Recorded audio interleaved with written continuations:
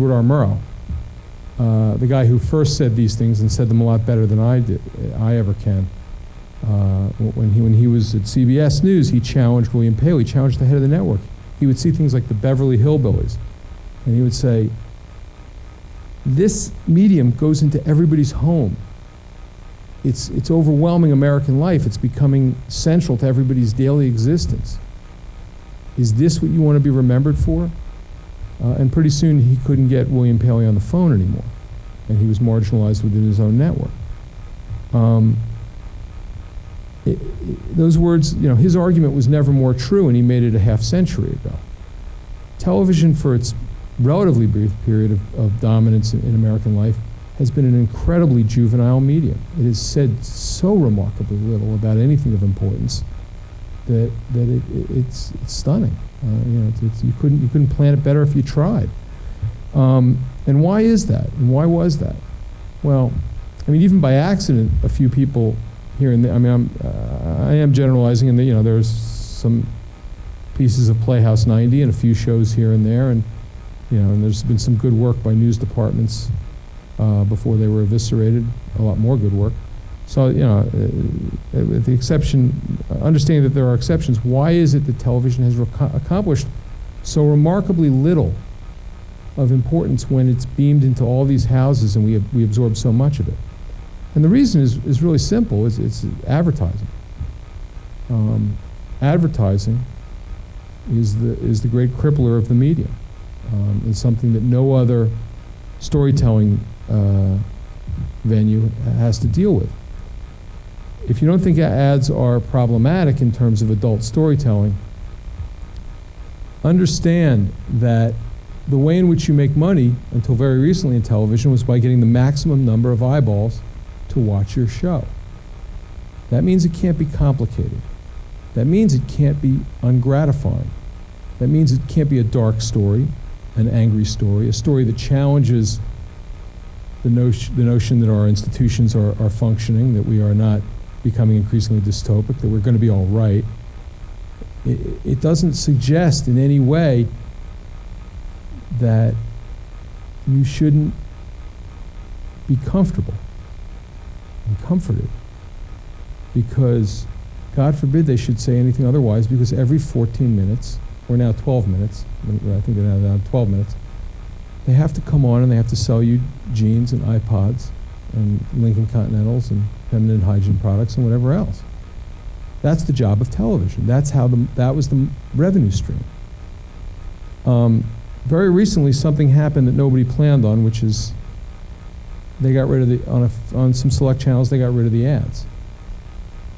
And they started marketing television on the premise of the story, which is just revolutionary. It sounds so simple, but all they were saying was, take our station, take our product, pay $12.95 or $15.95 a month, whatever it is, and we'll tell you stories that you can't hear anywhere else. Can't see anywhere else, either because they're adult in theme, or because they're provocative or hypersexualized or hyperviolent.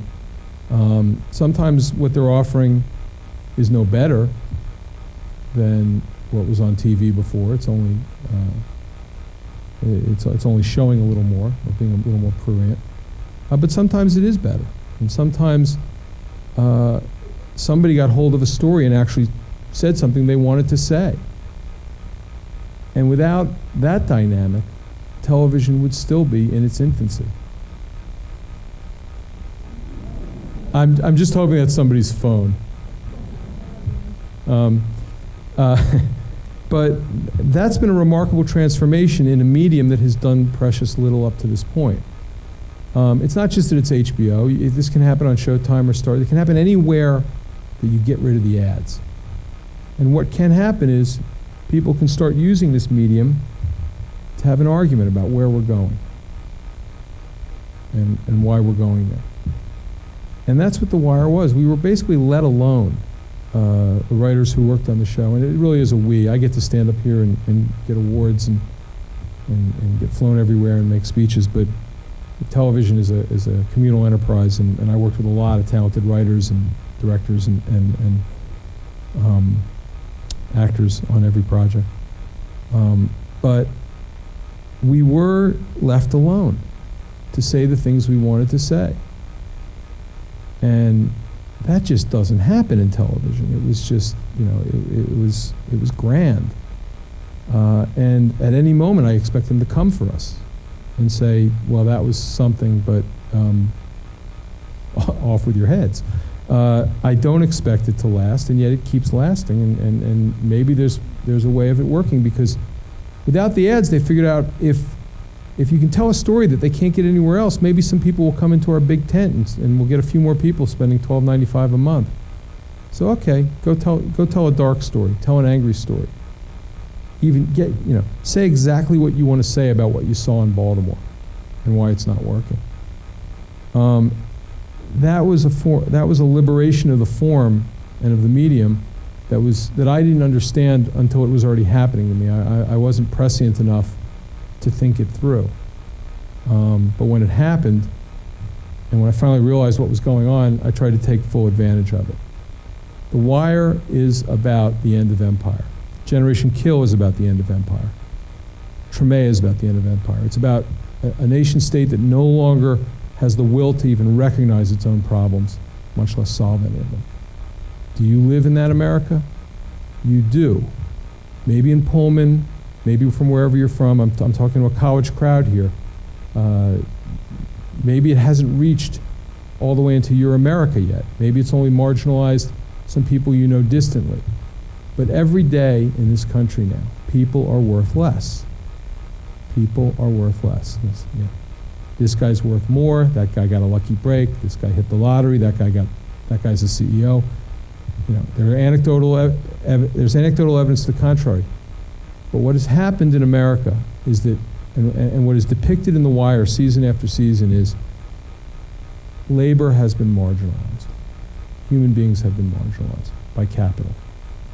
We made a mistake in this country in 1980. We elected a man who said, very cynically, that we fought a war on poverty and poverty won. He said that, and he was applauded as being a clever man. We fought a war on poverty, and at best we fought it to a draw. But that's at best, and that was something. The reason there's an African-American middle class in this country, and there is, the reason there's a Latino middle class, the reason that we made the strides we did, economically as well as civil rights, was because we did try to incorporate more of America in a communal ideal. We did it not out of goodwill, but out of a certain genuine fear at where we were going. The Kerner Commission reports, the '68 riots, those were harbingers. They told us something. They said, this can't go on in this fashion, or your society is going to have huge cracks down the middle of it. And there were people who pulled back from the precipice. And the urban programming and the money spent and the treasure launched on the urban poor and on urban problems in the 70s and 80s not only addressed some of the problems and kept the lid from really blowing, but it also created, and this is apparent in a lot of the literature, just by virtue of engaging people in that effort, it brought people from the underclass to the working class and from the working class to the middle class. A lot was accomplished. No, poverty didn't end in its entirety. It would be a cynic to say that any programming can end poverty in its entirety. But poverty didn't win. But it's winning now. Because in 1980, we took that gentleman's language, and we also took in his belief that capital and free market enterprise could solve our problems. All you had to do was get government out of the way. He also said the problem is government. Government is not the solution to your problems, it is the problem. And we bought that one too. And as a result, we've measured, our metrics for measuring progress as a society have been quarterly profit reports. They've been what Wall Street tells us is profit. And the argument has been If we can maximize profit, everything will flow from that. Jobs, benefits, social health, social justice. It's absurd. It's absurd. Capitalism is nothing more than a tool for making wealth. It's a good thing. It's a good tool. It's probably the most effective tool anyone's found to make mass wealth in an organized society. Nobody's come up with an alternative. Thank God we have it in the toolbox. But if you mistake it for the metrics by which you build a just and functional society, by which you create a country that's worth living in, you're on a fool's errand. And we've been on that one for 30 years now. Anything that capital touches and is unencumbered and is able to use without being encumbered by social responsibility that should attach to it, it destroys. It corrupts. It uses in the most venal fashion for short-term profit. Banks and the mortgage industry, well, we saw what that happened. My own industry of newspapers, they took a perfectly viable and necessary civic function and destroyed it in a matter of maybe a generation and a half. The auto industry, the airline industry, you know, if we can turn it into if we can take the long-term health of an industry and turn it into quarterly profits and make the analysts happy by making their number, then we've done something. And the CEOs can get their bonuses. And the public be damned, and the product be damned. And the long-term health of the industry be damned. It doesn't matter as long as I get out and get mine and I can get to the golf course at Hilton Head. If I got a tee time, it's fine. So if you're part of that America, the end of the American century, there's probably something in it for you. If you want to play the game that way, you're going to do fine. If you're in the other America, if you're in the 15% of the country that we no longer need for our economy, factories are gone, we don't need that mass workforce. We didn't train them for anything. We've left them in urban areas where the school systems, the transportation systems, the healthcare systems are there not to serve and make this part of the population employable and essential, but basically to marginalize them. If we've consigned them to cities where the drug trade is the only viable industry, and then figured out a way to monetize them by making them into an incarcerated population that exceeds that of every other country on the face of the earth. We jail more of our people for less in terms of violence than any other country on the face of the earth. Name a totalitarian Name a totalitarian state, they jail less people than the United States of America. Not per capita, raw numbers and per capita. You know, we've reached a terminus. We've reached levels of incarceration in this country that have never been seen in the modern world. All for a war on drugs that is basically a war on the underclass. If you're in that part of America, then what's in it for you is very little. And more of us, now 1 in 6 Americans, are consigned to that America. We're building 2 Americas. So for the people here tonight, you got to decide where your allegiance lies. You know, if you want to go with the America that is basically writing off half of the country, that can't figure out a way to share health care, that can't figure out a way to share employment, that doesn't understand that you can't say no. You can't tell a 15-year-old drug dealer in West Baltimore to just say no when you have nothing that he could reasonably say yes to. If you want to join that America and look the other way, you're fine. You're fine. They're building a gated community for you right now somewhere. They're hiring a private police force. Don't worry, you'll be able to keep your shit. If you're from the other America, the best advice I have to you is to throw a brick. And I'm not being facetious. I've reached that level of cynicism. Every time I think I'm getting too cynical, I realize I'm being outpaced.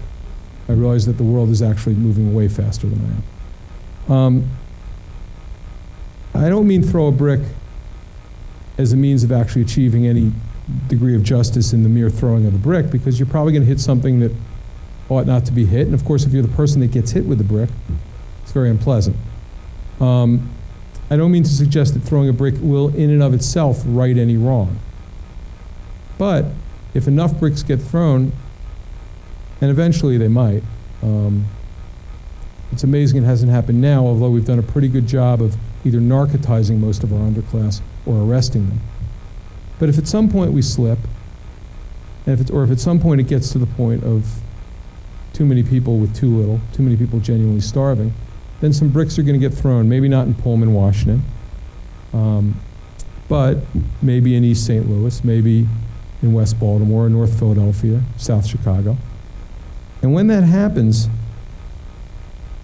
then sadly, there is the possibility of change and of reflection. And short of that, I actually doubt that we have the capacity to look at what we're doing to each other, to other Americans. I don't think we do.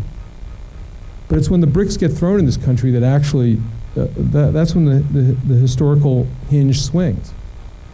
The Haymarket, the Flint lock-in, the '68 riots.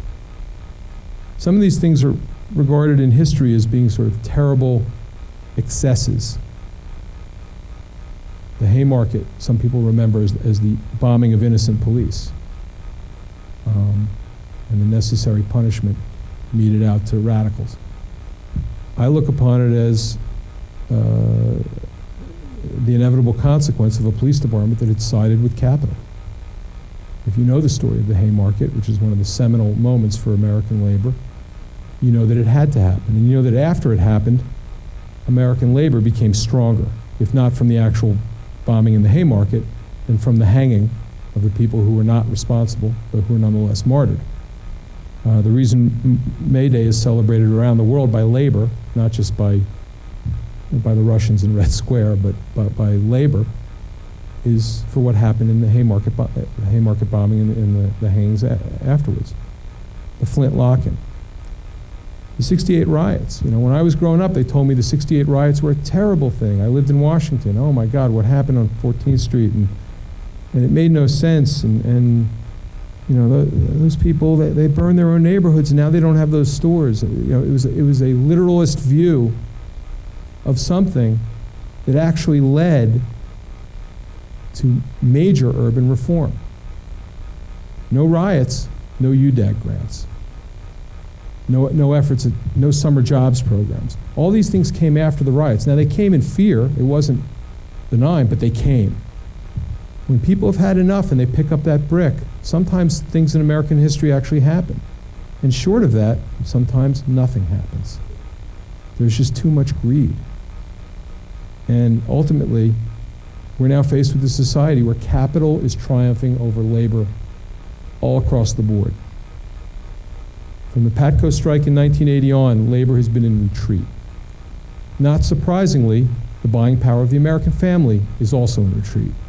Not surprisingly, the states with the highest rates of poverty in America, the top 10 states, are right-to-work states that have very weak labor laws and almost no union representation. So it's a band through the Deep South. Look it up. No unions, people get poor. Unions are in distress in this country. There was a point at which there was actually a moderate degree of alliance between government and labor. It's called the New Deal. And that, if you look at your history, is what produced the American century. And that's what made us a world power. It was that we transformed our working class and our underclass to a middle class, to a consumer class. We made people in record numbers who are capable of buying all the other shit that we make. And we've spent the last 30 years beating them down. Last 10 years, no job creation. Last 10 years, decline in the American family's buying power. And ultimately, when there are no labor unions, and when capital triumphs completely, they can't help but take advantage. Because more profits are always better than less profit. And there's nothing to mitigate the desire for profit. If you believe in capitalism, if you believe the market will solve everything, if you believe in trickle-down theory, you're consigning most Americans to a marginalized future. I was set next month to go to this very nice thing in Santa Fe. Jeff Bezos, the head of Amazon, invited a bunch of storytellers, writers, whatever, to go out and tell stories and talk about storytelling. And I was all set to go, and it was at this really nice resort in Santa Fe, and I'm thinking, this will be nice. 4 days out there, never been to Santa Fe, can't wait to see it. Get to meet some other people that, you know, I never met, but I've read. And then the other day, my wife's reading the wires, and she sees out of the Allentown Morning Call, she sees an article about the Amazon warehouse outside of Scranton in Pennsylvania, where the people trying to make the orders and ship the books the same day were working in a warehouse that's 100 degrees. And the company, rather than deal with the HVAC system and put something in, even a temporary HVAC system, the kind that we use on set, not all that expensive, you know, it has the snake coils, just pump some cool air into a building that doesn't have HVAC. Rather than do that, they were paying a couple of ambulances to sit outside the warehouse so that when the workers got heat stroke, they would be able to get into the ambulances faster. And they were all temporary employees. Don't want a union, they were all temps. When one of them got pregnant, came back after the birth of her child, no job, gave it away. Somebody had breast cancer, came back after 3 weeks after treatment, no job. So, you know, I could go to Santa Fe and be part of One America and feel like shit, or I could call Amazon and say, I just read the stories out of Allentown, and you know, you're either on one side or you're on the other. And that's the question that I have to ask a college audience, is which side are you on? If we get rid of the drug laws, if we decide we're going to end the insanity that is the drug war, the question for you, if you're young parents, and if you're thinking about your kids, or if you're worried about drugs coming to your neighborhood or being more accessible to people you love, the answer is yes. Drugs will be more accessible. There will not be a war on them. They will be slightly less furtive. They're accessible now, but they'll be even more accessible. You will have to worry more as a parent. You'll have to share in the responsibility of raising kids in a climate in which drugs exist. On the other hand, we can continue to fight this drug war in the inner city. We can fight to the last poor person. Or, as we're doing right now, fight to the last Mexican in the border states, where they are literally murdering each other by the hundreds and thousands over our drug demand, because we insist on pretending to drug prohibition. So, you can either share in the risk with your other Americans, or you can say, I don't give a damn. Let them shoot up the inner cities for these illicit drug markets, for this underground economy that we've created by pretending that this demand isn't universal, that we're not all getting high. Or you can say, you know what, the violence has to end, we all have to take responsibility. Everything is either shared or not shared. With healthcare, you can decide we're going to be as mature as Great Britain was a half century ago, when they managed to figure out how to provide basic healthcare for all of its citizens. Or you can run around screaming that it's socialism and that you can't possibly share the basic benefits of healthcare with all other Americans. It's a choice. But if the country becomes more schizophrenic and the distance between the two America grows, and you feel uncomfortable leaving your gated community and, you know, getting beyond the confines of the police force that you've hired, know where it came from. That choices were made. And ultimately, that's the choice that I have less and less faith Americans are willing to make as we go forward. I don't believe in our goodwill towards each other anymore. I think it's all get mine. John L. Lewis said that the future of America is the future of labor. Or he said the future of labor is the future of America. One of the two. He said one of them. But sadly, I think he was exactly right. Unions are an ever-diminishing percentage of the American workforce.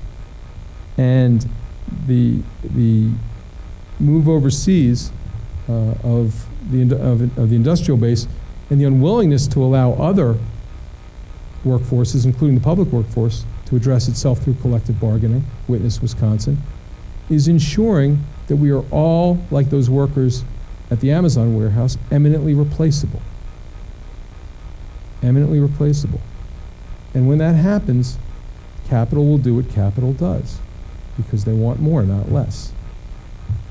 If you can't figure out a way to harness capitalism to the basic parameters of a just society, then you're going back to the Industrial Revolution. There was a reason collective bargaining rose, and the good that collective bargaining did this country was to create a class of people who were not only more patriotic, more committed to the American future, more diverse as the century went on, but also who could think that their children were going to do better than they were. The decline of labor is being mirrored by the decline of our society. And how we address that in this climate, I have no idea. It's at about this point that everybody who came to one of my lectures thinks to themselves, oh man, I thought we were going to hear about some Omar, you know? And Stringer Bell, he was for the ladies. Why'd you kill Stringer Bell? So I am tempted to stop at this moment and just make it question and answer. And if we want to talk about The Wire or anything else, or, you know, I'm perfectly willing to do that and to spend the rest of the hour. I will leave you, though, with one last thing, which is, if you're thinking, well, I'm here in the other America, and I'm not in the America that's getting its ass kicked, is there anything I can do offhand to alleviate anything here? Is there anything I can do? The one thing I tell every crowd everywhere, and I never know if it lands well enough, is, but I'm going to say it to conclude this. There is one specific thing that every American can do. I'm pledged to do it, and I try to get as many people to agree with me as I can. If you don't believe in the drug war, if you see the drug war for what it is, for a war on the underclass, if you understand where we're going as a society, when I was a police reporter, when I started as a police reporter, 34% of the federal prison population was in for violent offenses. Now that number is 7%. And the prison population is quadruple what it was when I started as a reporter in the early 80s. So if you see this for what it is, you might have the opportunity to act in a very basic and humane way. If you are asked to be a juror in a case that involves drug law violations and no corresponding allegation of violence, I am making that distinction, you might decide to acquit, regardless of the evidence, to vote to acquit. It's called nullifying a jury. It's a legitimate form of civil dissent that goes back to John Peter Zenger in the 17th century. It's been recognized in English common law as a legitimate form of political dissent against laws that are either untenable on their face or have been made untenable by their practice. And I urge everybody to do it, because the government, we don't, you know, Democrat, Republican, there is nobody that has the courage to call this thing what it's become, which is a war against the poor. And we could take it into our own hands right now and say, you know what, the American penal system doesn't need one more person, usually with black or brown skin, who is going to occupy a prison cell for a nonviolent drug crime.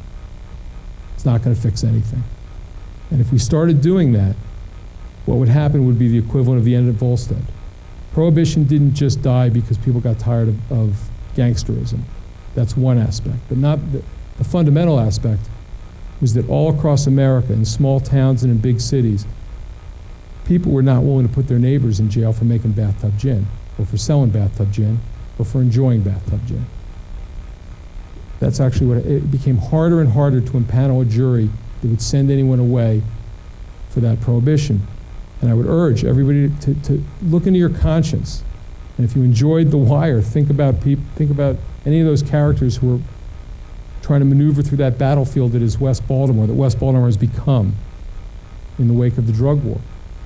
And really consider the idea of jury nullification, because that's the only message that they'll understand. You know, the other part of it is, you